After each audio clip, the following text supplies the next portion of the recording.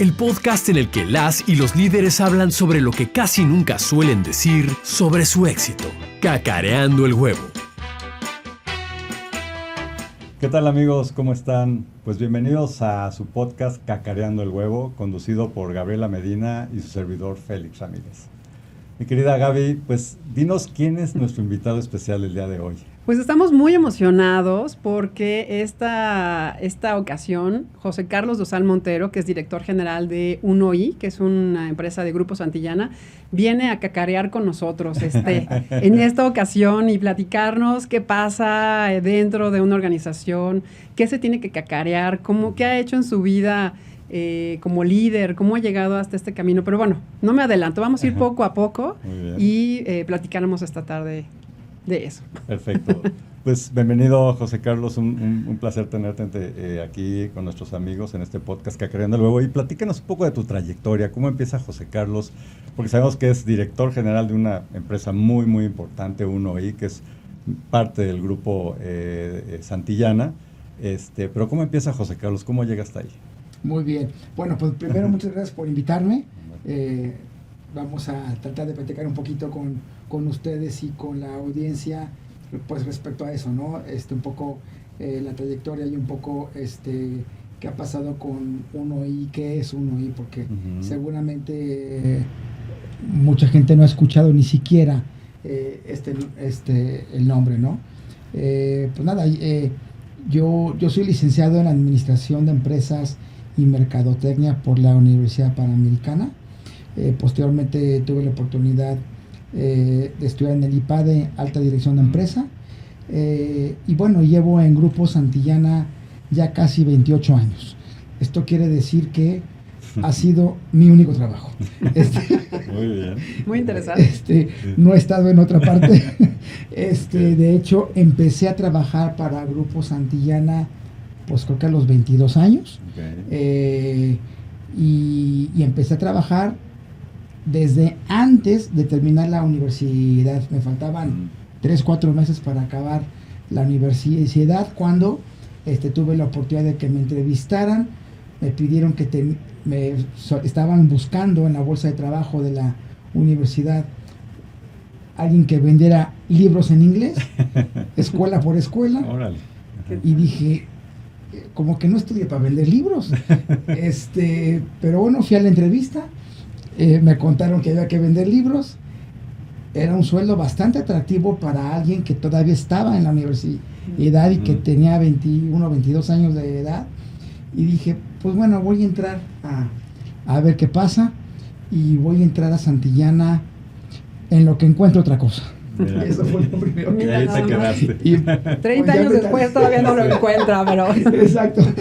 No, la verdad es que te enganchas mucho con lo que haces y yo creo que te sigues y en realidad no es que haya buscado otra cosa fuera de las puertas de Santillana todavía. Buenísimo, qué interesante. ¿Qué es lo que te ha hecho conectar de esa manera casi 30 años con Grupo Santillana y ahora con el proyecto que tienes desde hace 10 años, ¿tenemos entendido? Sí. Platícanos un poco, ¿qué sucedió y cómo fue este crecimiento de José Carlos en esta empresa? Bien, pues algo que fue fundamental para mí en lo particular y que provocó que yo me quedara ahí, pues prácticamente ya vamos a hablar casi 30 años, ¿no? En la misma organización, considero que es que la cultura organizacional de Santillana y mi forma de ser empataron. Empataron totalmente desde el principio. Si bien es cierto que me sentía un poco raro vendiendo libros en las escuelas, porque lo primero que se te viene a la mente es, caray, no estudié una carrera para vender libros escuela por escuela. Claro. Te vas adentrando, vas conociendo a las personas, vas conociendo a la dirección de la organización, y sucedió también algo bastante, yo diría, atípico dentro del grupo, y considero que en el mercado laboral. Es que al año de estar trabajando, de estar ejerciendo esa posición en el grupo, me ofrecieron una gerencia. Entonces, rápidamente, creo que tuve la oportunidad de empezar a aplicar algunas cosas que había aprendido en la universidad y para lo que realmente había estudiado. El grupo había firmado un contrato con Disney para hacer lecturas de las películas que lanzaba Disney, y en aquel momento era esa época que Disney lanzaba 3-4 películas al año, de dibujos animados, casi todas, y nos dedicábamos a hacer un club de lectores por medio de la marca Disney.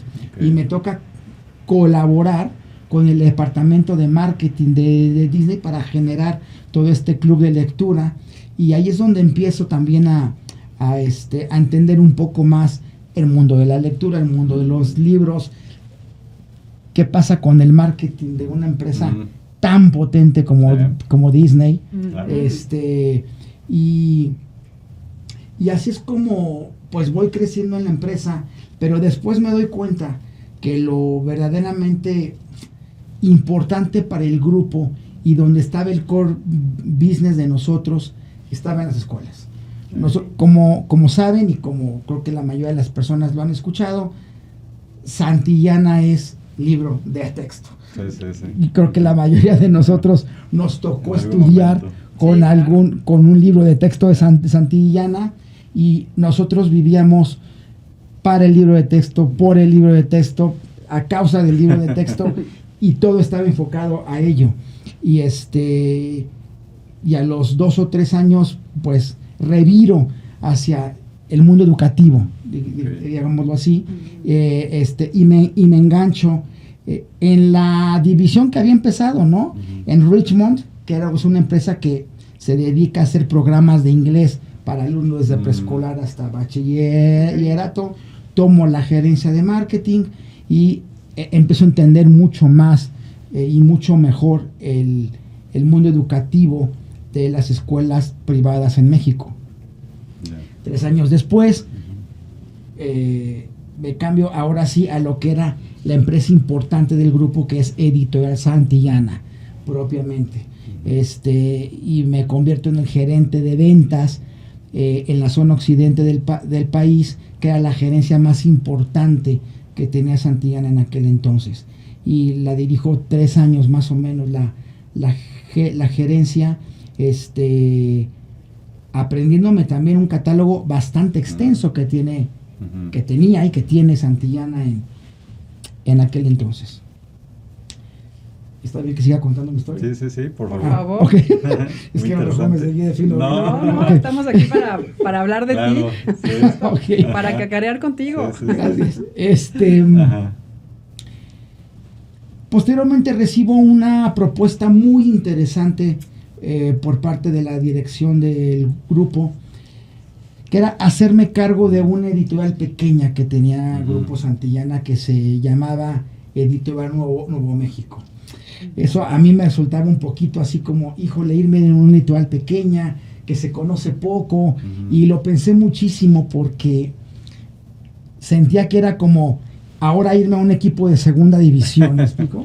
Sí. Sin embargo, la tomo.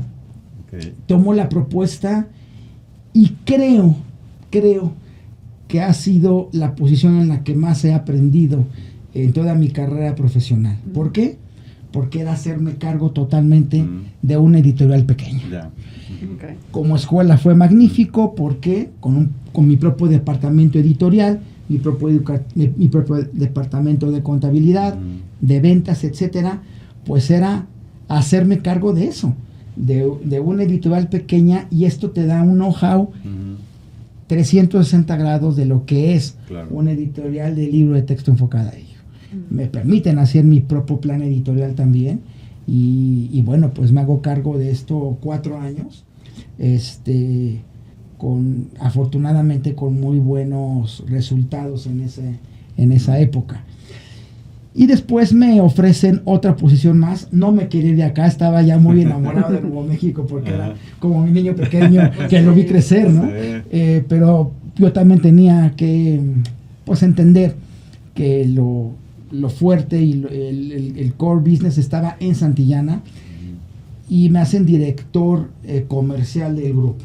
Y me encargo de la comercialización a nivel nacional de todo lo que el grupo hacía en mercados públicos, privados, etcétera, pues, con una red interna de 200 personas, una red de ventas externa de 400 personas, o sea que en el mundo escolar o en el mundo editorial claro, es mucho. Sé que para otras empresas esto suena prácticamente a nada, pero aquí empiezo también con mucho mayor ahínco a dirigir grupos más estructurados de personas con sus gerencias, con sus zonas. Me hacía cargo del marketing, de crédito y cobranza, de la comercialización, evidentemente. Era un puesto ya con mucho mayor envergadura de lo que había tenido. Y bueno, estando en esto, nos damos cuenta de algo importante. Primero se nos ocurrió que necesitábamos pensar en una fórmula que pudiéramos entrar a secundarias privadas con algo que nosotros llamábamos carro completo. Es decir, que no agarrara el profesor de matemáticas y de biología y nos adoptara el libro de Santillana. ¿Cómo hacíamos? Que el de español, matemáticas, física, química, biología, todos adoptaran a Santillana en una escuela. Okay. Cosa que era complicado porque cada profesor escogía propia, su libro de texto. Y se nos ocurre pues un libro integrado, un libro que tuviese todas las asignaturas, pero luego teníamos que ofrecer un valor agregado a ello.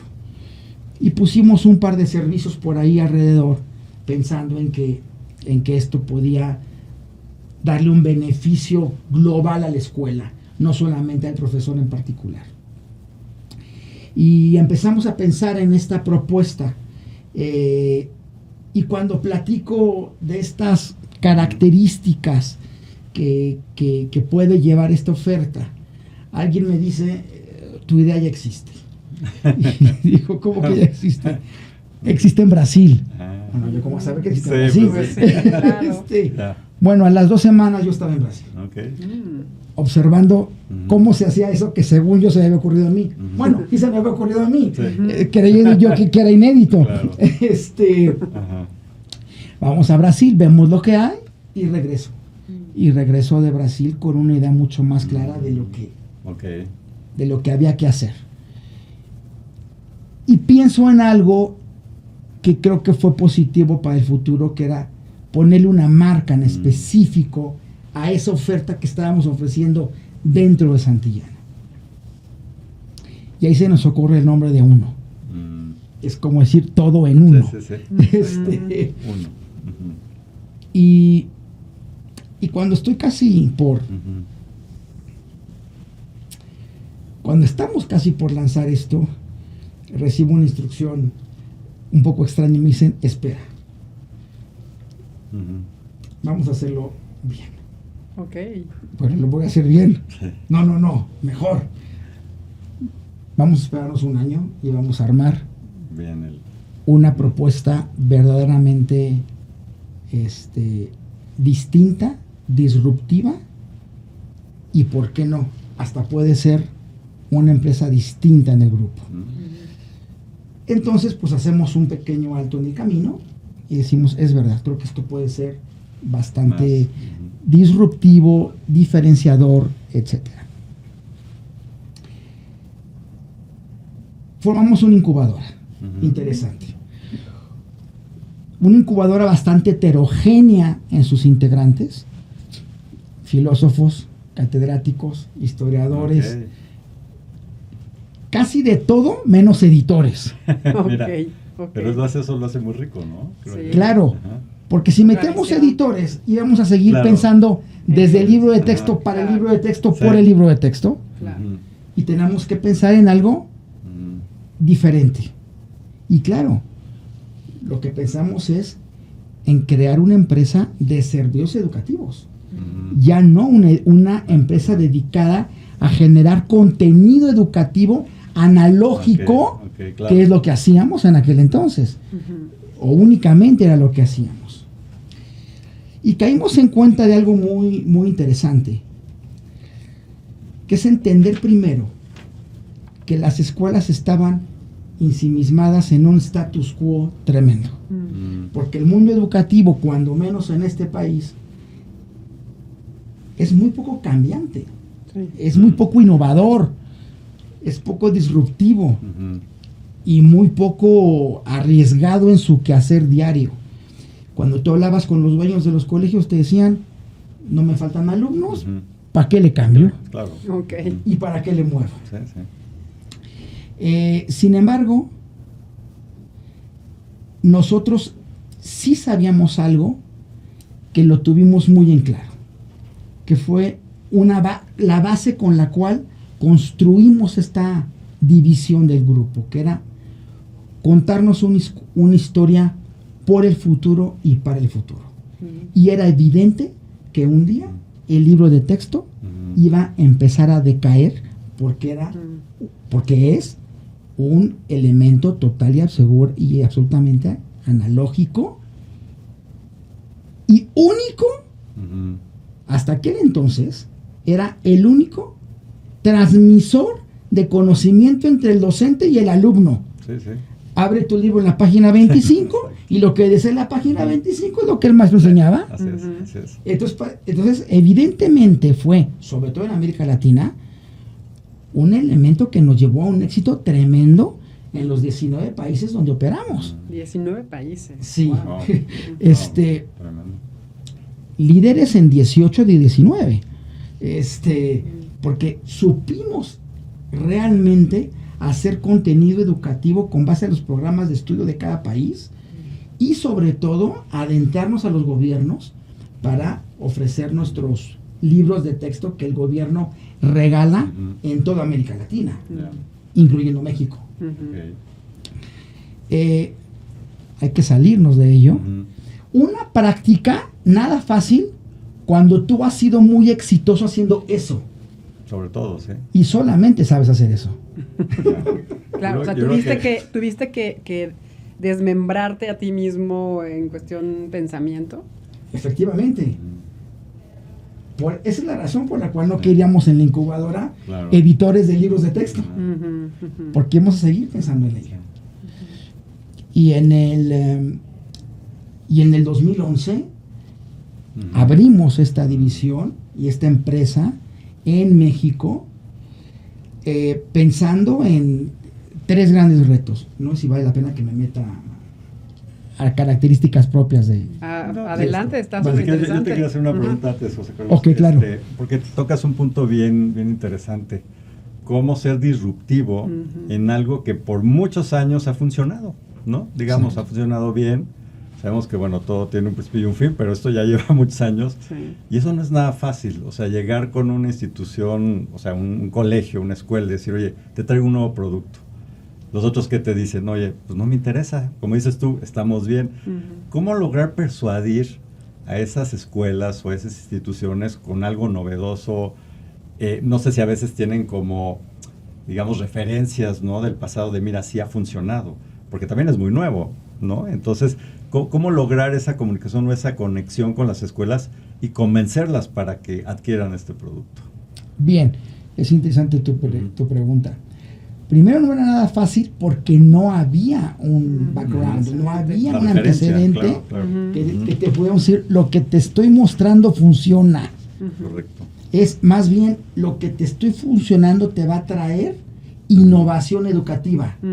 ¿Y por qué la necesito? Porque te vas a diferenciar de los demás colegios de la zona, de alrededor.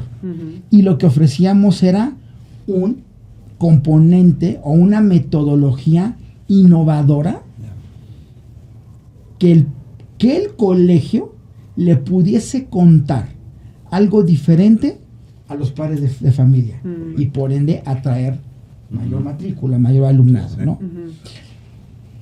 ¿Por qué? Porque el modelo creo que ataca 3 problemáticas interesantes que nosotros intuimos. Porque hay otro valor importante, creo yo, en esta propuesta y en esta idea. Que nunca nacimos con base a una demanda del mercado. Ok. Sí, sí. El mercado nunca lo pidió. Ujú. Sí. Fue algo que a nosotros se nos ocurrió. Ok. Sí, que eso es... Y Crearon eso lo esa hacía capacidad. un tanto cuanto más riesgoso, Sí, obvio. obviamente. Pero que estábamos seguros que teníamos que poner enfrente del colegio, primero, algo muy interesante, y que yo creo que fue la base de la imagen de este modelo los primeros años, que fue poner tecnología Ujú. en el proceso de enseñanza-aprendizaje. ¿No estaba concebida la tecnología desde un inicio como tal? En la idea, no, hasta la incubadora. No. Ok.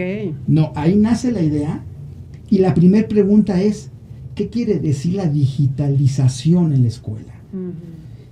Y encontrábamos que la escuela a lo máximo que llegaba en cuestión tecnológica era en aquel centro de cómputo. Sí. Aquella aula donde te metías una vez a la semana, Aquel centro abandonado de cómputo. el centro abandonado de cómputo.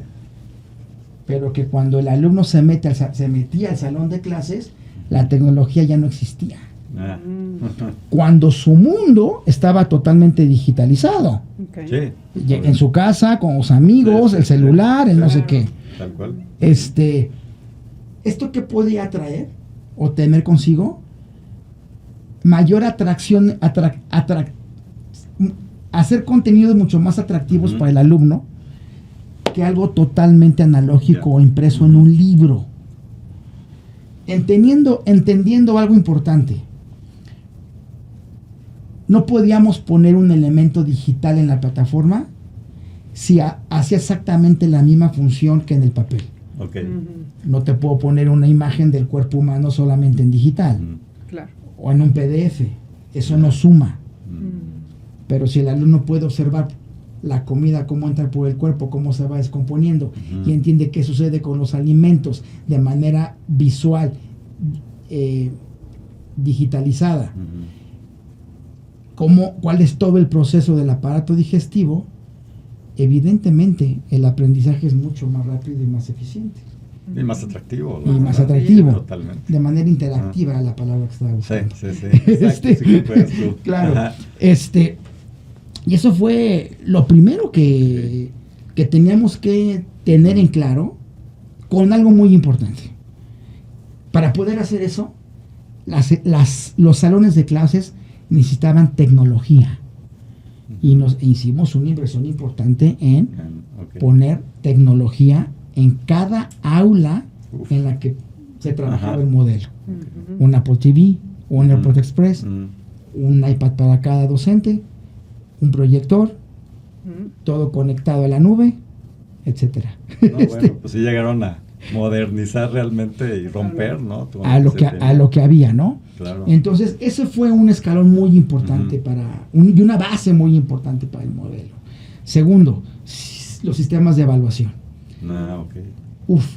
En este país y en toda América Latina, todo el mundo odiamos las evaluaciones. Hasta en el ámbito laboral, ¿eh? Claro. Yo sé, pero Claro. son necesarias. ¿No? ¿Cómo Porque- podemos cambiar la forma de ver la evaluación? Que el alumno lo vea de manera más formativa que punitiva. Ok. Y fue lo que hicimos, concentrarnos en hacer evaluaciones que formen más al alumno, que aprenda con ellas, y evidentemente los sistemas de evaluación. Porque entendimos otra cosa.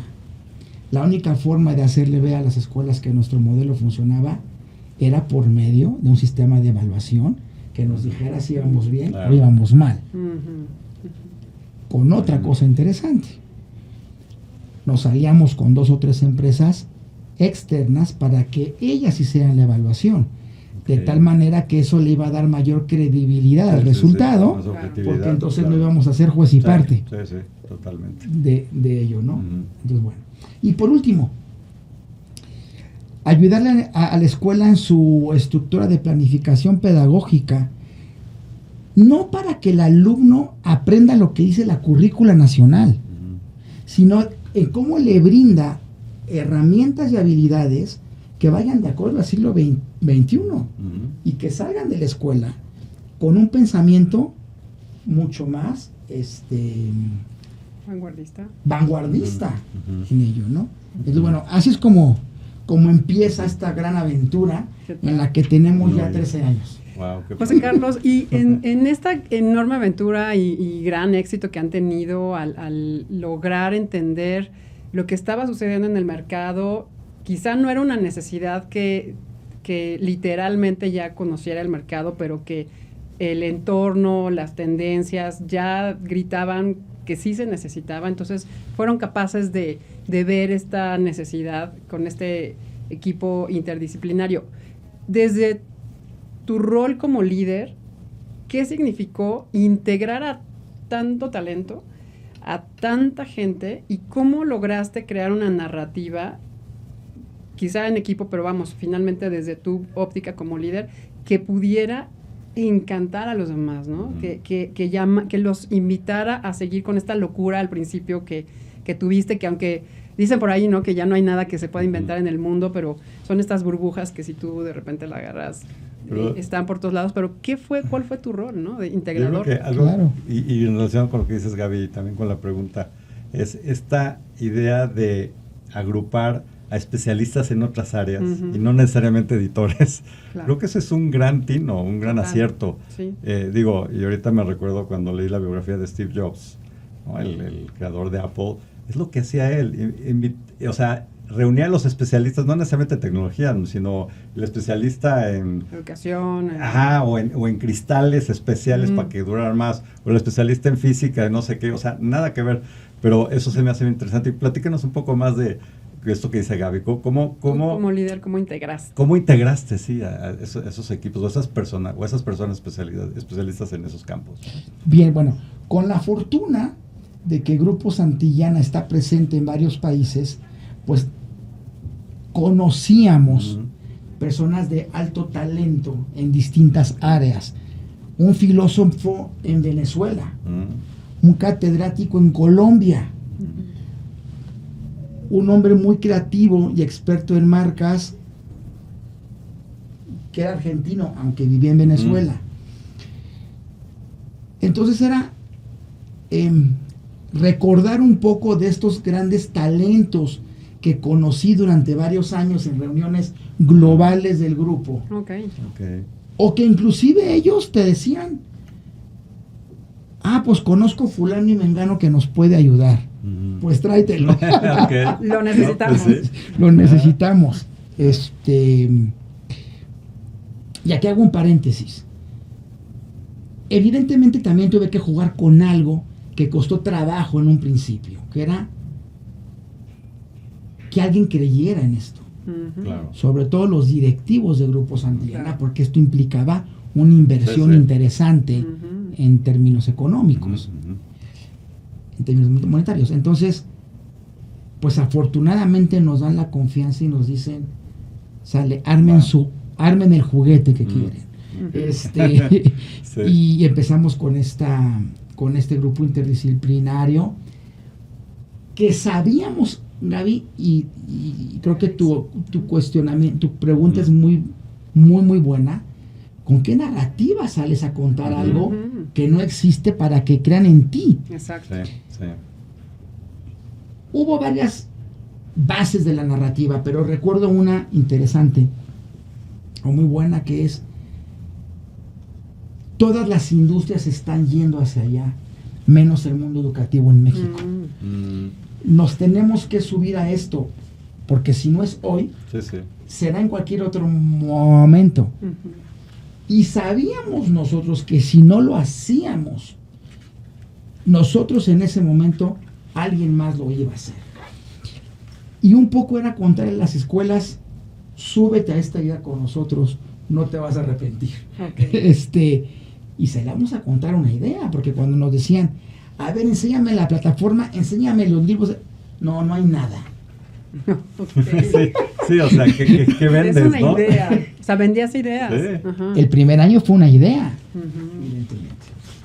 Y entonces utilizábamos la analogía de ir construyendo un avión mientras va volando. Bueno, exacto, tal cual. Y les contábamos la analogía del avión volando. Y dicen, bueno, ¿por qué no lo construiste antes y luego lo echaste a volar? Porque tenemos prisa. Ok. Ya. Tenemos Ok. prisa por, Ajá. Por lanzarlo. por entregar esto, ¿no? Y así empezamos. Wow. Tengo una idea, tengo una pregunta con ¿Sí? respecto a eso, ¿me permites? Por favor. Tiene que ver con la reputación. El hecho de que estuvieran pues con el respaldo de una empresa como Grupo Santillana, llegar con las escuelas que ya los conocían, que ya te conocían a ti, ¿no? Que finalmente eras líder o sea, ya eras líder del grupo aquí en México. Entonces, ¿qué tanto influyó el que hubiera tenido una muy buena reputación en la empresa y cómo sumó a este proyecto? Wow. Vamos a ver. Sí, ser parte del Grupo Santillana ayudó muchísimo. Es decir, no era un equipo de locos que se les ocurrió una idea, entonces Sí. vamos a confiar Sí. en estos desconocidos. Ujú. No. Sí contábamos Ujú. que éramos parte del Grupo Santillana y eso automáticamente te abría un poco las puertas. O sea, sí era un grupo Ahora, de locos, pero no solitarios, sino que estaban apoyados por un dentro de un respaldados grupo por- exitoso, Exacto. Sí, sí. porque ya las escuelas reconocían a Santillana Ujú. como una empresa generadora de contenidos educativos de calidad. Ujú. Ok.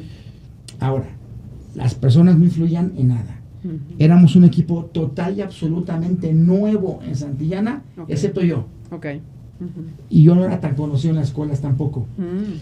Pero eran vendedores que venían Ujú. de cualquier otro lugar, menos de las escuelas o del mundo educativo, Ok.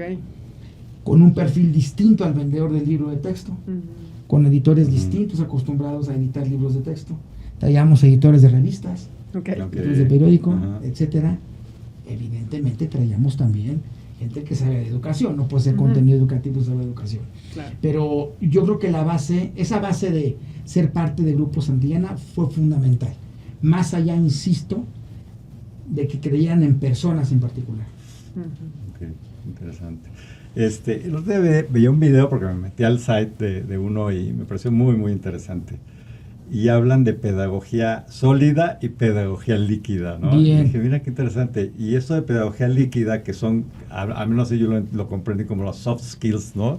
Famosos, que hoy es muy necesario Muy. pues, en un currículum y en una persona, normalmente cuando se contrata en una empresa, pues ya te dan por hecho que estás capacitado, que tienes un nivel académico, pero esos soft skills muchas veces no los trae la gente, ¿no? O la persona.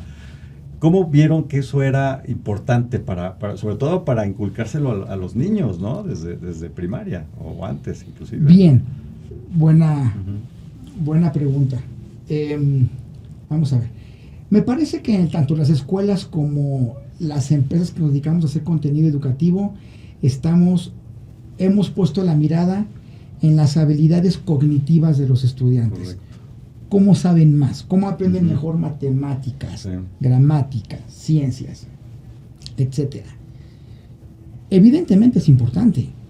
Evidentemente es conocimiento puro y duro que todos tenemos que saber para salir a ese mercado laboral del cual hice mención hace un momento. Pero hemos descubierto en este tiempo que las habilidades blandas Ujú. pueden llegar a ser más importantes. Correcto. Es bueno saber mucho, pero es bueno saber qué hacer con Ujú. ese saber. Exacto. Claro. Ujú. Sí. Es bueno controlar tus emociones. Correcto. Ujú. Es básico el tema socioemocional, muy abollado en la pandemia, por cierto, Sí. no solo en alumnos, sino también en el profesorado. Sí, sí, sí. Claro.